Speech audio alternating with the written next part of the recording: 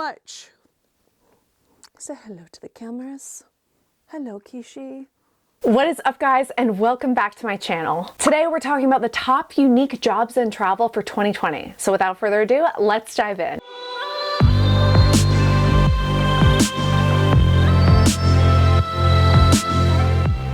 When you Google top unique jobs in travel for 2020, you find jobs like travel advisor, tour guide, travel relations manager, travel nurse, travel editorial assistant, travel consultant. But do these really hit the spot? If not, then I want you to ignore all of those, because today I'm going to be talking about the top unique jobs in travel for 2020. These are ideas that both I've come up with and I've seen other people do that just look and sound so cool and unique. Just a quick note that many of these jobs require you to work for yourself as opposed to for someone else. Though with that said, I have listed a couple where there is the opportunity to work for someone else if working for yourself isn't the thing that you're interested in. And I totally understand that too, because being an entrepreneur and being a business owner is a lot of hard work. All right, number one is travel using your trade to help people and in turn gain an audience where you can then sell your products. This option might cost a little bit of money up front, but if done right, can form an incredible career doing something you love and also allowing yourself to travel in the process while also helping the world. I mean, what better position could you be in life, really? What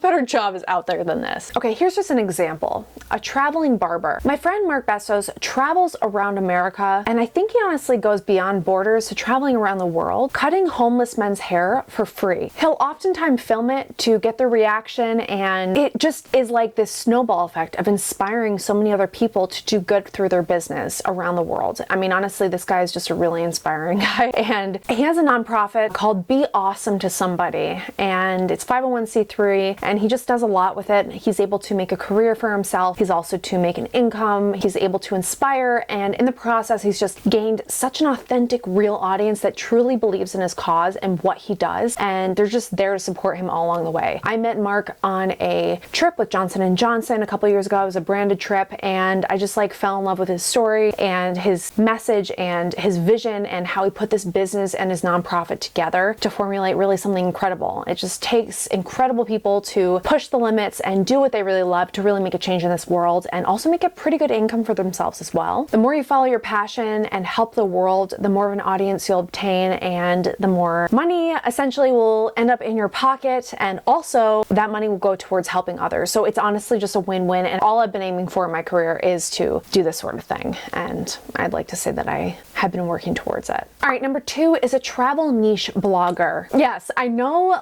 this sounds like a very obvious one, but if done right, can lead you to the career of your dreams. What do you love about travel, and what do you love to do outside of travel? Combine the two and get people's creative juices flowing by just simply writing about it. Is it volcanoes you're passionate about? Maybe it's encouraging more luxury hotels to have a more farm-to-table initiative. I've always said that what's really important is looking at those three things that excite you. What gets you out of bed in the morning? What are those three things that you look forward to? What are those three things you're really passionate about? Maybe it is ice cream. And I know a distant friend of mine, we had this idea to start this boozy ice cream business where we go around the world selling ice cream that had wine in it and whiskey and all this other stuff and these fun flavors. And it never came to fruition because I don't think either one of us were passionate about it enough. But with any passion, there is a way to make a really lucrative income from it. You just have to be 110% committed to those passions. And again, I would choose three so that there's always one to kind of fall back on. For me, my passions have always been travel, fitness, and the environment. So I've always aimed to kind of incorporate those elements into my life and my career to just have a career that I'm really successful about and really proud of. With being a niche travel blogger, you can create a roadmap, launch your own business, save up or get a business loan. I mean, there's tons of opportunities out there now, and then have the freedom to start your own career. This is a great option as well. All right, number three is a pro triathlete. Okay, not all of us have the desire or the body to be a pro triathlete, but with triathlon, specifically Ironman, you have greater chances. Don't get me wrong, as I stated in my blog, I absolutely despise Ironman company. It's owned by a Chinese conglomerate, the Wanda Group, where the founder, Wang Jinlin, is a Chinese businessman and politician. And while there's nothing wrong with this, I just choose to not really have politics involved in the company companies that I decide to support, especially if they're companies that are really fueling my passion and my vision, my mission in life. Also, being such a big company, it's made their customer service just absolutely terrible. Just last year when I was attempting to race the most Ironman 70.3 races in a year and the most Ironman 70.3 races in different countries in a year, I would do the race and then I would reach out to Ironman to get that signed witness statement that Guinness World Records required in order for me to break the record. And 75% of the people who I reached out to, the race directors, would not respond to my emails and I could not get a hold of them. And I just knew that this record attempt was doomed from the start when it came to just utilizing Ironman for this record attempt. That's why I was trying to focus on HITS Triathlon and Challenge and different independent races to make this Guinness World Record attempt come true. But so far it's just Ironman you can attempt right now, Ironman based races. I just prefer to support smaller organizations like HITS and Challenge. But with that said, Ironman offers a lot of opportunities and incentives, both financial and media wise, to their pro athletes. If you're someone who's always been an athlete but didn't quite make it to the Olympics, or maybe you just took the traditional route of like a normal career throughout your 20s and now you've hit 30 and you need some sort of change, some sort of vibe in your lifestyle, a new way of life, you love triathlon and you love travel, then maybe trying out pro triathlon is for you. Devote a couple of years to training really hardcore, getting a coach, getting a training plan, doing PT, doing rehab, all that sort of stuff you need, building your social audience and formulating a unique story, and then take off for some international races for a tryout to be a pro. You never know how it's going to turn out, and with the time and effort, the opportunity is there. You can end up getting sponsors, and also if you get podium, then you can get some cash from that as well. Ironman athletes make anywhere from $25,000 to $150,000 per race, and this is highly variable. And for Ironman 70.3 pros, you're looking at somewhere around $3,000 upwards from that per race, depending on whether or not you're in the top 3, top 5. Usually it's the top 3 who get the most cash prize. And then there's ITU racing, where you also have a chance of some cash. Essentially, if you're looking to turn your life into travel and racing and fully commit yourself to it, you have a chance at making this a lucrative career, especially in this day and age where there are plenty of ways outside of racing to make money, such as brand deals, collections, that sort of thing. Would you like me to interview a pro triathlete? I'm actually kind of curious. Let me know in the comments below. And to learn more about this route as kind of like a career, Triathlete magazine offers an incredible article where I was actually able to pick up a lot of information for this video on the whole financial element of racing pro. You can view the link in the description box below. All right, the next one is a traveling fitness teacher. This sort of a living could be extremely lucrative or not so much. It really depends on how much planning, work, and execution you put into your business from the get-go, and especially your marketing plan. What is it you love to do, fitness-wise? I've had many friends in life go on to pursue this specific career path, and some have made 6 figures, some have made 7 figures, and some have made really not much at all. But either way, they love it. They love that they have the opportunity to travel and do it on their own schedule, while also practicing and teaching something that they love. Personal trainers, yoga, Pilates, strength training, F45, Orange Theory, etc. And many of them are actually looking for temporary help. Gaining one of these jobs while traveling would help you build your repertoire and your clientele. And once you teach and leave the hotel or company, you will have hopefully accepted clients that really love you as a person and love how you've helped them on their fitness journey. And then you can continue to teach them and coach them virtually. I've met a lot of fitness professionals on the road in my travels around the world, and a lot of them have developed a great solid clientele from people all around the world that they can continue to coach online, especially in this day and age where there's FaceTiming, there's Skyping, there's ways that you can teach them online. And a lot of people I know have found this to be a successful route. All right, number 5 is a YouTuber of travel. And I just wanted to give it that name because it makes it sound unique. But this job is a bit tougher to break into. I've made essentially nothing on YouTube in my 6 years of being on it. But then again, I've never really fully committed myself to it. Really until this year when I decided to make like 3 videos a week and put more time and effort into my equipment and the time that I devote to it. With that said, if you do choose to devote yourself and commit yourself to YouTube and give it a few years to grow, you'll find that you might be able to take off in no time, having established your audience, which will in turn lead you to being able to sell your goods as well as partner with brands to sell theirs as well. It's a win-win since your audience would be looking to you for expertise and knowledge or entertainment, which you're passionate to act for them or educate them on, which then allows you to make a living and you to deliver. So it's a great thing for both yourself and your audience to build your career and for them to be entertained. There are many ways to become a YouTuber with a focus on travel. If you go back to my previous video, you can learn as to how you can sustain yourself while traveling, and part of that is filming and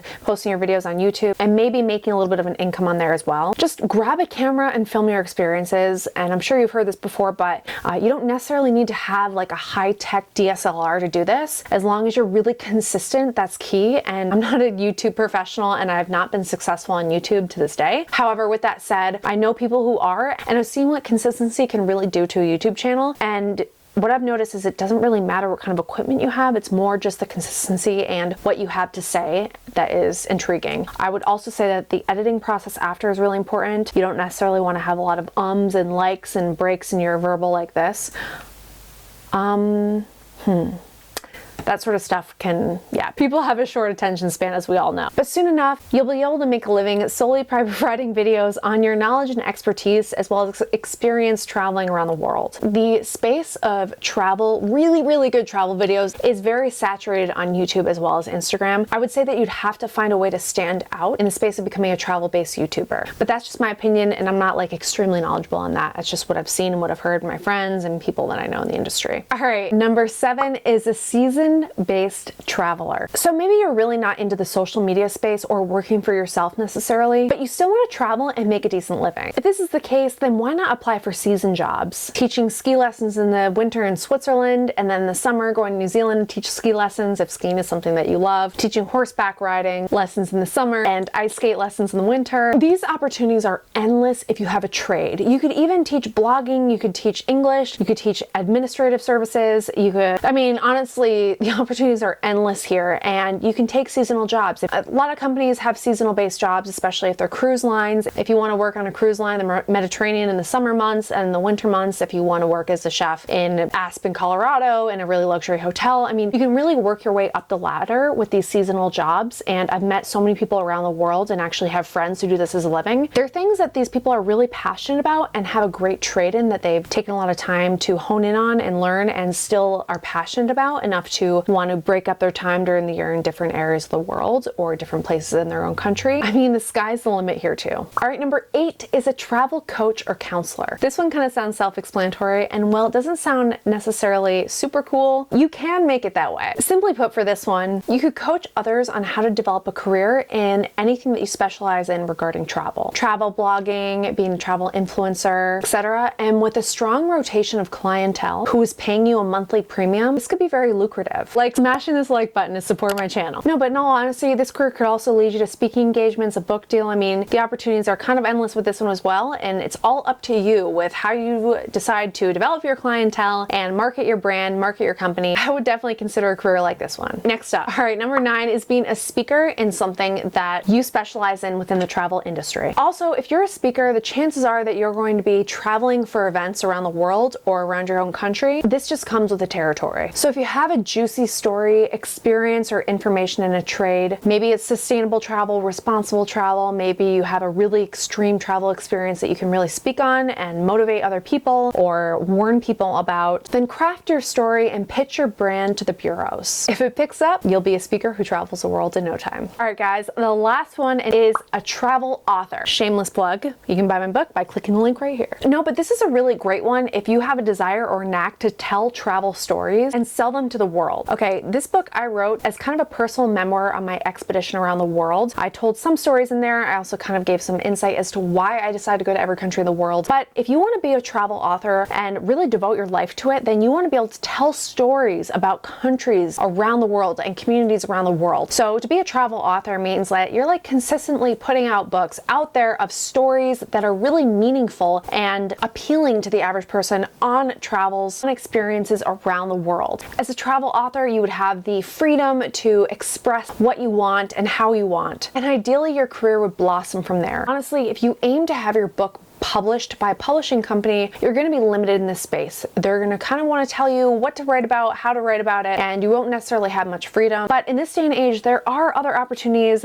Don't be discouraged. You can just go on Google and research companies that will publish your book for you and get that book on Amazon, even do so much as to give you the outline and give you some guidance along the way as you write it, and then you have your book up there on Amazon. Selfpublishing.com offers a list of publishing companies that will actually publish your book. If you just go up to them, obviously you have to pay, but some of the companies are Ingram Spark, Kindle Direct Publishing, Apple Books, Lulu, I mean the list goes on. Just note though, with these options, you won't get an advance like you would from a traditional publishing company. An advance is a bunch of money you get where they buy your story, buy your book idea, and will give you money to like write it and get the idea out there and done, get it all written out and ready to sell. So there will be some upfront costs, of course, but with that said, you'll have a lot more flexibility and freedom to get that book out there. And it's really great that they have these options now so that people can write their books and start their careers and get their story out there without having to depend on a publisher to pick that story or idea up. And by doing it this way, you might also have the opportunity to really reap the benefits afterwards. If your book ends up being pretty successful, you could get on the New York Times list, you could gain a real audience from it. I mean, you never really know, but you can kind of grow your career from there. If your book is successful enough and if you have an audience to present it to, that could literally take you around the world on book tours and speaking engagements, and really it just goes onwards and upwards from there. All right, guys, I hope I've been able to give you just a few ideas to get those creative juices flowing when deciding on a stellar travel career. While there are many awesome, unique, and incredible travel jobs out there, I just wanted to name 10 that I hadn't necessarily seen when doing a basic Google search on unique travel jobs in 2020. If you enjoyed these and you'd like me to share more cool travel jobs with you in the future, please be sure to hit that subscribe button and the notification bell to get notified when I post new videos. And with all that said, I will see you guys in the next video.